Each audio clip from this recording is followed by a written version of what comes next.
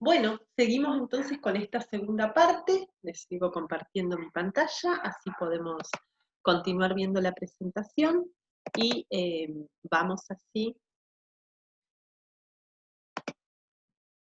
siguiendo con la teoría aristotélica. Esto ya lo habíamos visto, entonces veíamos cómo la sustancia para Aristóteles es un compuesto en forma estática de materia y forma, en forma dinámica de potencia y acto, y cómo Aristóteles de alguna manera le encuentra una explicación al problema del cambio, del devenir, del movimiento que la filosofía anterior no había logrado explicar o conceptualizar del todo.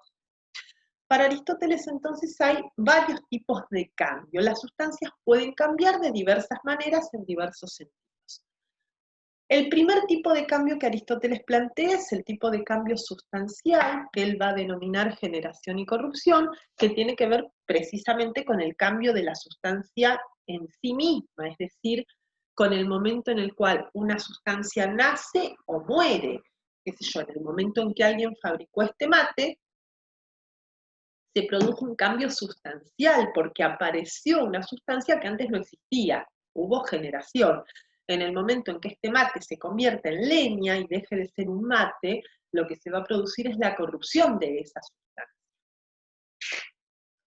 Ahora, en el medio, entre generación y corrupción, las sustancias pueden sufrir cambios accidentales, es decir, cambios en los accidentes que veíamos al inicio con las categorías. Esos cambios accidentales son básicamente de estos tres tipos: cuantitativo, cualitativo y local. Es decir, el aumento y la disminución sería el cambio cuantitativo de la sustancia, por ejemplo, una planta que crece, es un cambio cuantitativo. Cualitativo, cuando yo les daba recién el ejemplo, me pinto el pelo de otro color, me cambio la ropa, me maquillo, esos son cambios cualitativos. Y el cambio local es el cambio de lugar, que es el cambio que en general nosotras designamos como movimiento en sentido más estricto, digamos, cuando algo se mueve de lugar. Ahí tenemos el ejemplo del crecimiento de una planta, cómo es pensado, sí, para, fíjense, cómo la planta en algún momento es semilla, esa semilla termina convirtiéndose en una flor, ahí hay un cambio sustancial, porque aparece una sustancia que antes no existía. Ahora, esa flor puede ser, qué sé yo, le puedo cortar una hojita, la puedo trasplantar a otro lugar, ahí estaría realizándole cambios accidentales en términos aristotélicos. Y a su vez los cambios tienen causas, dice Aristóteles. Lo primero que hay que decir para pensar en las causas del cambio es que cuando Aristóteles habla de causas, está hablando de algo mucho más amplio de lo que designamos nosotros. Cuando nosotros queremos saber la causa de alguien, o de algo, queremos saber cuál fue el agente o cuál fue el motivo que provocó ese cambio. Cuando Aristóteles habla de causas, está hablando en general de todas las circunstancias posibles que pueden llegar a confluir para que una sustancia cambie. Ya van a entender esto un poquito mejor cuando desarrollemos esas causas. Y lo segundo que hay que decir es que hablar de las causas de cambio para Aristóteles es muy importante, porque ya vamos a ver dentro de un ratito, cuando avancemos y expliquemos cómo conceptualiza Aristóteles el conocimiento, vamos a ver que para este autor conocer algo es conocer las causas de ese algo. El conocimiento para Aristóteles es un conocimiento por causas, es decir, yo puedo decir de verdad que conozco algo cuando puedo reconocer las causas de ese algo. ¿Y cuáles son las causas del cambio del devenir de la sustancia? Fíjense, la primera es lo que Aristóteles denomina causa formal. La causa formal no es ni más ni menos que la forma de la sustancia, lo que ya explicamos como forma. La forma es causa de una sustancia porque precisamente la forma es la que va a determinar que esa sustancia sea lo que es. Este mate es un mate gracias a que existe la forma de mate, gracias a que adoptó la configuración de mate. Entonces, la forma de mate, la definición, diríamos, en la actualidad de mate, es de alguna manera causa de que el mate sea lo que es. Fíjense esto que les decía al principio, que está pensando en el concepto de causa en forma más amplia de lo que nosotras por ahí lo pensaríamos.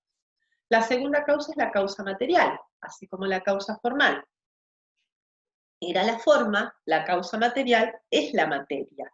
Este mate también es mate gracias a que hay una materia que adquirió la configuración de mate en este momento. Por lo tanto, la madera, el metal, si ustedes tienen un mate de plástico, será el plástico, son también de alguna manera responsables de que exista el mate. La materia también es causa de que exista el mate. La tercera causa es la causa eficiente. Cuando en general en nuestro mundo contemporáneo se habla de causas, se alude a esta causa, a la causa eficiente. ¿Qué es la causa eficiente? La causa eficiente es el agente que produjo el cambio y que siempre es externo a la sustancia. Hasta ahora la materia y la forma son del mate, es el mate el que tiene la materia y la forma. La causa eficiente tiene que ser otra sustancia diferente al mate, que es la que puso en movimiento el cambio para que el mate sea lo que es. En este caso, la causa eficiente de este mate sería la persona que fabricó este mate. Fíjense, no está en la sustancia la causa eficiente, sino que está fuera de la sustancia. Es un agente externo que pone en movimiento el cambio. La causa, qué sé yo, de una torta es la persona que la cocinó. La causa de las personas son mamá y papá. Es decir, las personas responsables que ponen en marcha el movimiento que implica que la sustancia aparezca.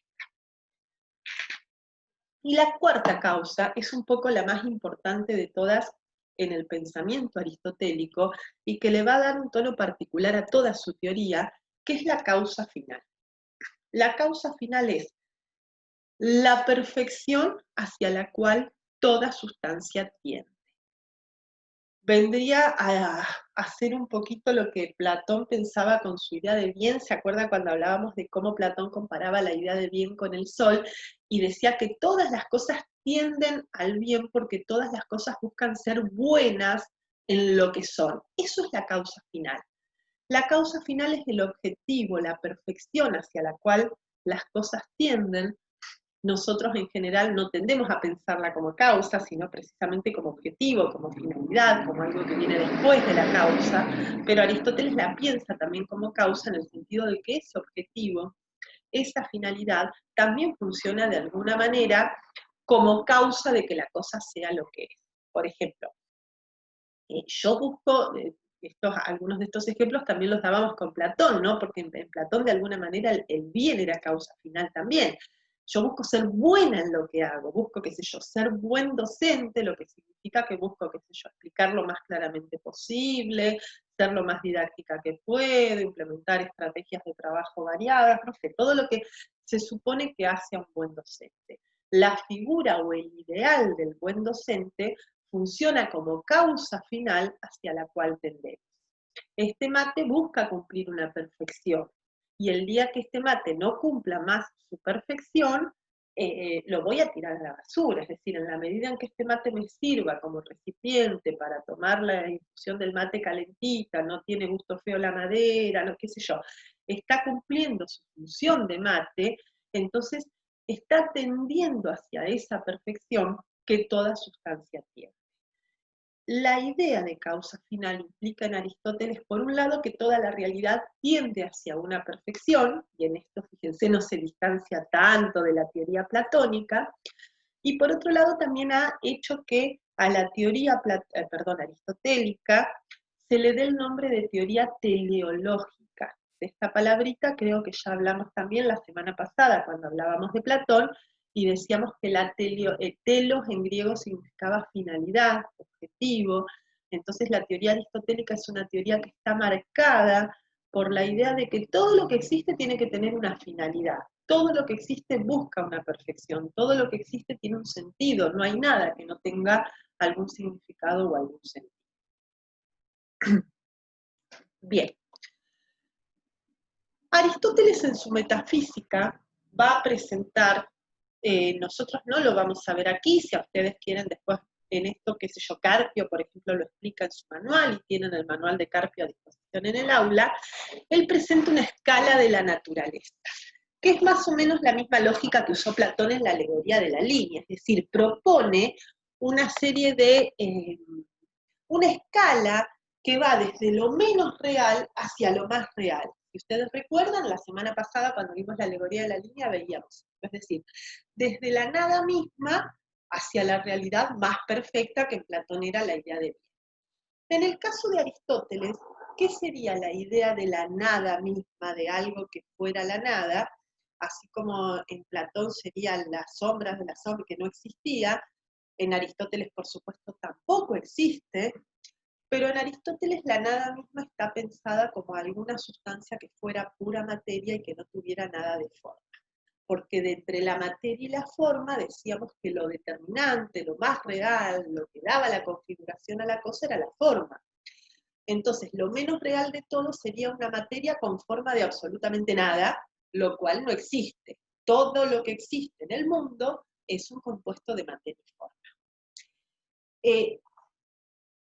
Lo que más se acercaría en Aristóteles a una materia, si se quiere, con poquita forma, son los 4 elementos de la naturaleza. El agua, el aire, la tierra y el fuego son para Aristóteles compuestos de materia y forma, pero en los que predomina la materia y donde la forma está como un poco confusa, digamos. Y de ahí va subiendo y proponiendo una escala que va por diferentes objetos hasta llegar al hombre, que sería el ser humano, que sería, digamos, lo más perfecto de la escala, lo más alto, porque es lo que tiene la forma más perfecta, y la forma más perfecta para Aristóteles, que no por nada es filósofo, es precisamente la razón, la capacidad de pensar. Y entonces cuando llega al final de la escala, que es el ser humano, Aristóteles se pregunta si entonces no habrá nada perfecto del todo, si no habrá nada que sea pura forma y que no tenga materia. Y así es donde como llega a esta noción de primer motor inmóvil, que sería como la figura del Dios aristotélico. Por supuesto, repito nuevamente, cuando hablamos de Dios aquí no estamos hablando de nada que tenga que ver con las creencias religiosas, sino de una realidad suprema y perfecta, y que también ocuparía de alguna manera el lugar que en Platón había ocupado la idea de bien. Para Aristóteles, esta realidad suprema va a recibir el nombre de primer motor inmóvil, y ahora vamos a ver por qué. Por un lado, que exista una realidad suprema para Aristóteles es una necesidad lógica, porque todo lo que dijimos recién con respecto a que la realidad cambia y está en devenir, requiere, como vimos, que haya causas del cambio. Pero yo soy causa del cambio de este mate, por ejemplo. A su vez hay causa mía, a su vez hay causa de otro y de otro y de otro, y no puedo ir al infinito en la cadena de causas de la sustancia. Porque si voy al infinito no explico nada. Y en el pensamiento griego, la idea de infinito es una idea que no puede ser concebida, sino que tiene que haber un límite en algún momento al universo, a lo real, a todo lo existente. Por lo tanto, tiene que haber, por necesidad lógica y de argumentación, una causa primera de todo lo que existe, que a su vez no sea causada por ninguna otra cosa. Y esa causa primera entonces tiene que ser una realidad suprema. Pero, si es causa primera, también tiene que ser causa final, en el sentido de que como es la realidad más perfecta, es precisamente la realidad hacia la cual todo tiende. Todo el universo, todo lo que existe, todo el mundo tiende hacia el primer motor inmóvil como su causa final. Exactamente como vimos en Platón con la idea de bien. Toda la realidad, en definitiva, tendía como finalidad y objetivo supremo a la idea de bien. Ese primer motor inmóvil tiene que ser pura forma y puro acto. Es decir, nosotros decíamos al principio que la sustancia es un compuesto de materia y forma. El primer motor inmóvil no es un compuesto, porque sí es una realidad simple como las ideas platónicas. Tiene solo acto, solo forma. Así como la materia pura no existe, la forma pura sí existe, y es precisamente el primer motor inmóvil. ¿Por qué no tiene materia? ¿Por qué no tiene potencia? Porque la materia, la potencia, son responsables del cambio. Las sustancias somos imperfectas por culpa de la materia, por culpa de la potencia. porque en definitiva la potencialidad última de todo lo que existe es la muerte.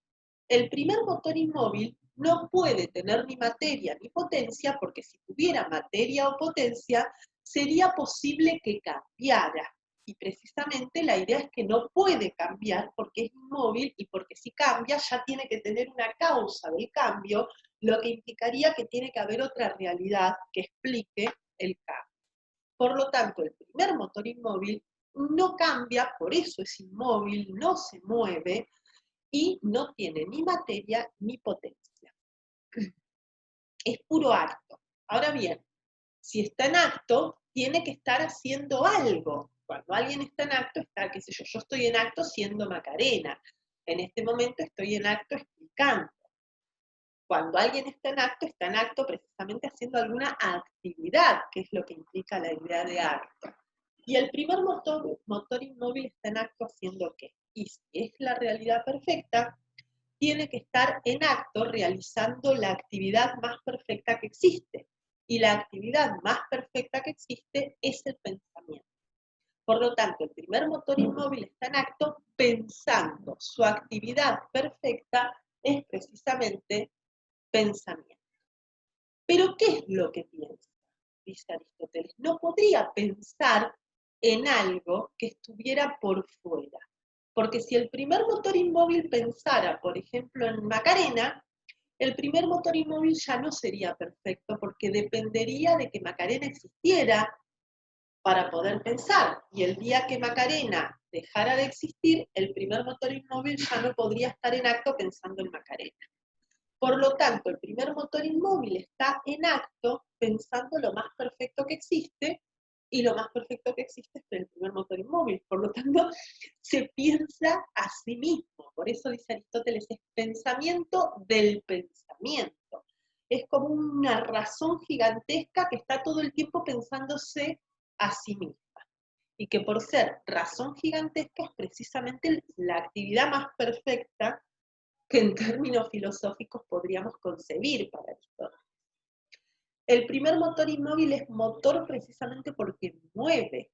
Fíjense, motor inmóvil, mueve sin ser el mismo movido, es causa del movimiento, causa el movimiento, pero él mismo no se mueve porque es eterno, porque es perfecto, porque no tiene materia, no tiene potencia. Por eso Aristóteles dice que mueve como objeto de amor y de deseo. Si ustedes recuerdan, yo calculo que la generación, mi generación, o por ahí los que somos más grandecitos, nos acordamos del dibujito del zorrino ese que andaba todo el tiempo enamorado, no sé si se acuerdan, por ahí para las generaciones más nuevas, me acuerdo el dibujito que miraba mi hija Pucca y Garu, ¿se acuerdan que Pucca estaba todo el tiempo persiguiendo a Garu y Garu se escondía? Sería más o menos un ejemplo gráfico para entender la relación entre el primer motor inmóvil y el mundo.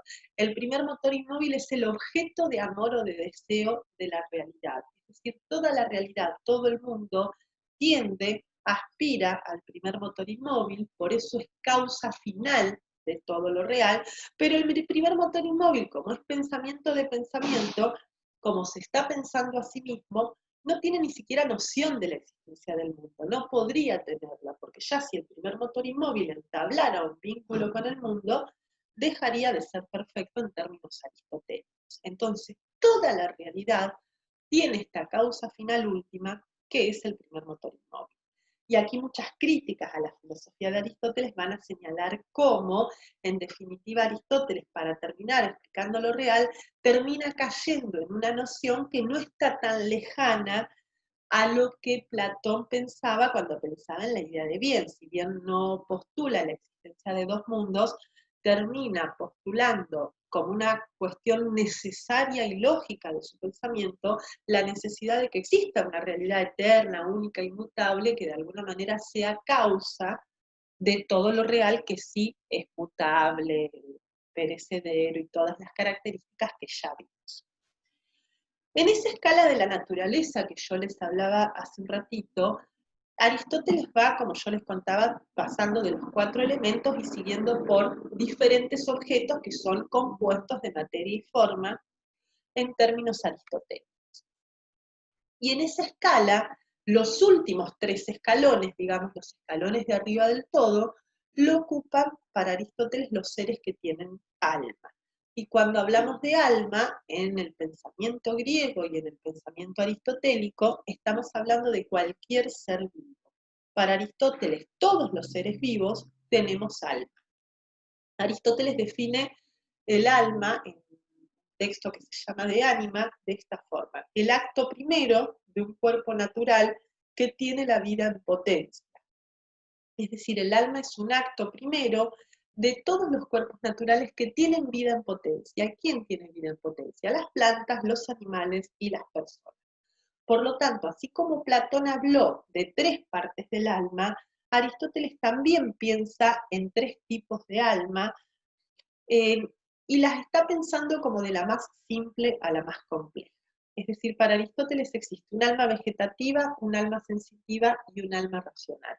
El alma vegetativa es un alma que tenemos absolutamente todos los seres vivos, plantas, animales y personas. El alma vegetativa es un principio de vida que nos permite cumplir las funciones que cumple todo ser vivo: nacer, crecer, alimentarnos, reproducirnos, morir. Es decir, esa función que Platón llama de nutrición, Aristóteles llama de nutrición y crecimiento, es una función que cumplen todos los seres vivos. Los animales también tienen el alma vegetativa que cumple esas funciones, pero a esas funciones les agregan otras funciones más complejas propias del alma sensitiva. El alma sensitiva se llama así precisamente porque le agrega la cuestión de el conocimiento sensible, es decir, los 5 sentidos. Los animales tenemos vista, tacto, oído, olfato, y tenemos movimiento, la posibilidad de desplazarnos de un lugar a otro, que los vegetales no tienen. Entonces, a esas funciones anteriores le sumamos estas otras más complejas. Y por último, el alma más compleja es el alma racional, que tenemos solamente los seres humanos, que tenemos las funciones anteriores y le agregamos ahora precisamente la actividad racional propia de la razón, que es la más perfecta posible. Fíjense la diferencia con Platón. Aquí Aristóteles no está hablando de 3 partes del alma humana, está hablando de tipos de almas que compartimos todos los seres vivos, con la particularidad de que cada vez que subimos un escaloncito en la escala de vida, tenemos una función más compleja que el alma está cumpliendo. Bien, hasta aquí entonces hemos explicado o hemos hecho un recorrido de cómo explica Platón la realidad. Perdón, Aristóteles. Vamos ahora al segundo problema filosófico que explicaba Platón y que ahora va a tomar también Aristóteles, que es el problema del conocimiento. Nosotros no vamos a entrar en demasiados detalles con respecto al conocimiento en la teoría de Aristóteles, pero sí vamos a marcar algunas diferencias con la teoría platónica. Si ustedes recuerdan, para Platón el conocimiento era algo que solamente era posible en el mundo de las ideas. Para Platón, sobre el mundo sensible no hay conocimiento posible, sino que solamente podemos tener conocimiento en el mundo de las ideas, en el mundo inteligible. Para Aristóteles no es así. Ya dijimos que conocer tiene que ver con un proceso que me permite separar, conocer las causas. Es decir, en este teléfono yo puedo decir que lo conozco cuando logro distinguir en este teléfono cuál es su materia, cuál es su forma, cuál es su causa eficiente, cuál es su causa final. Entonces Aristóteles va a pensar el conocimiento como un proceso que va de lo más simple a lo más complejo y que incluso compartimos con algunos seres vivos. El conocimiento se inicia para Aristóteles con la sensación, y la sensación no es ni más ni menos que los datos de los sentidos, que para Platón no eran conocimiento. Para Aristóteles es el primer paso. Es decir, el conocimiento de algo se inicia cuando las sensaciones, los sentidos, me dan cierta información sobre ese algo. Esa información en general tiene que ver con los accidentes. Lo primero que yo veo de una sustancia es su color, su tamaño, su textura, es decir, los accidentes de la sustancia. Muchas sensaciones van a conformar una experiencia, porque esas sensaciones se van a unir a la memoria. Es decir, cuando yo muchas veces, el ejemplo que tienen en el material es me quemé con el fuego, Yo ya recuerdo, ahí está la memoria, que el fuego me quemó y por lo tanto aprendí que el fuego me quemó. Este es el segundo pasito de la sensación, la experiencia. Pero hasta aquí estamos hablando de conocimiento que se limita a lo particular, a circunstancias puntuales, y que además es compartido con algunos animales. También hay animales que a partir de quemarse con el fuego aprenden que el fuego quema y no se acercan más al fuego. Pero como la experiencia es de lo particular, primero que todavía no es un conocimiento acabado, porque todavía no procede por causas, y al no proceder por causas no se puede enseñar. Un animal no le puede enseñar a sus hijitos que no se acerquen al fuego. Los hijitos tendrán que aprender por su cuenta. Él no se acerca más al fuego, pero no le puede enseñar eso, ese conocimiento, a otro animal.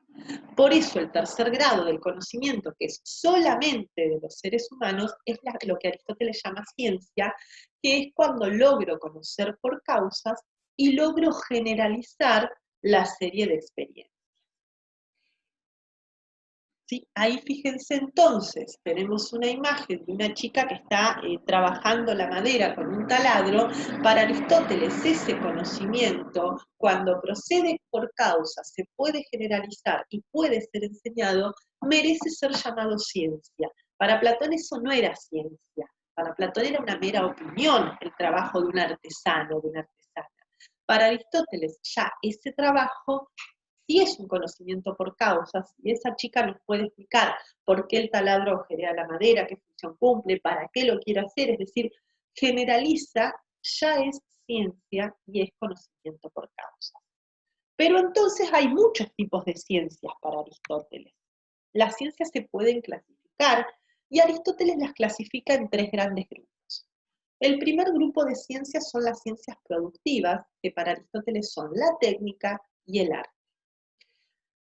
El ejemplo que veíamos recién de la chica es un ejemplo de la técnica. Es decir, el saber del artesano o el saber del artista, cuando hablo de artista no hablo del poeta, que en Grecia estaba visto de otra forma, sino del artista, por ejemplo, un pintor. Es un saber productivo porque es un saber que se encamina a fabricar, dice Aristóteles, un objeto útil en el caso de la técnica o bello en el caso del arte. ¿Sí? Entonces, ¿qué particularidad tienen las ciencias productivas? Que yo en las ciencias productivas puedo seguir una receta, digamos, puedo de alguna manera tener un camino prefigurado, prearmado, que me va a permitir, si sigo siempre el proceso, fabricar el objeto que quiero fabricar. El segundo tipo de ciencias son las ciencias prácticas.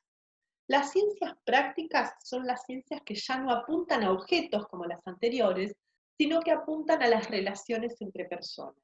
Y como apuntan a las relaciones entre personas, no hay recetas posibles, sino que tiene que haber otro tipo de saber, otro tipo de conocimiento del que vamos a hablar más adelante. Básicamente son tres: la ética, la política y la educación. De ética y política vamos a hablar y nos vamos a detener de ética en esta misma clase dentro de un ratito, y de política la semana que viene. Y de educación vamos a hacer alguna mención también. Y las últimas ciencias son las ciencias teóricas, que serían las ciencias a las cuales las personas se dedican por el saber mismo y por nada más. Para Aristóteles son las ciencias más perfectas que existen y son tres: la física, la matemática y lo que él llama la filosofía primera, que después se va a llamar metafísica. En realidad la palabra metafísica no es un concepto que haya usado Aristóteles, sino que surge en el medioevo para pensar algunas obras de Aristóteles y a partir de ahí también para pensar la problemática filosófica de lo real. Aristóteles no habla de metafísica, sino de filosofía primera. Fíjense que están ordenadas, digamos, de peor a mejor, y que en definitiva, si bien Aristóteles pensó el conocimiento de forma diferente a Platón, termina avalando a Platón y termina creyendo con Platón que la ciencia más pura, que la ciencia más perfecta de todas, que la ciencia más copada, es la filosofía, y es el filósofo la persona que se dedica a la actividad más perfecta que existe. Fíjense que también como Platón, antes de la filosofía está la matemática, Y antes de la matemática, Aristóteles ubica la física. Es decir, estas tres ciencias serían las ciencias que se dedican al saber por el saber mismo. Fíjense, todas las ciencias anteriores tienen algún objetivo, qué sé yo, me dedico a la política para ver cómo gobernar o para ver cómo organizarnos en sociedad, me dedico a la educación por el interés de educar a las nuevas generaciones, me dedico a la ética para saber qué hacer. En cambio, no me dedico ni a la física, ni a la matemática, ni a la filosofía por alguna utilidad, como decía Darío Zeta en la primera clase, sino que simplemente quien se dedica a esta ciencia se dedica porque quiere saber más, porque desea y ama la sabiduría, y Aristóteles las ubica de esta forma porque él dice que la física se dedica a estudiar entes que se mueven y que además son materiales, por eso es la menos perfecta de las tres. La matemática está atada a lo material, como decía Platón en la alegoría de la línea, pero ya estudia entes que no se mueven, inmóviles, es decir, que no cambian. ¿Se acuerdan que veíamos las realidades matemáticas son eternas? Mientras que la filosofía se dedica precisamente a tratar de pensar lo que no cambia y lo que no está atado a ninguna materia, es decir, en definitiva, el objetivo último de la filosofía es, como en Platón era la idea de bien, en Aristóteles será el primer motorismo. Bueno, hasta aquí dejamos este videito y nos queda uno más y ya estaríamos terminando con esta clase.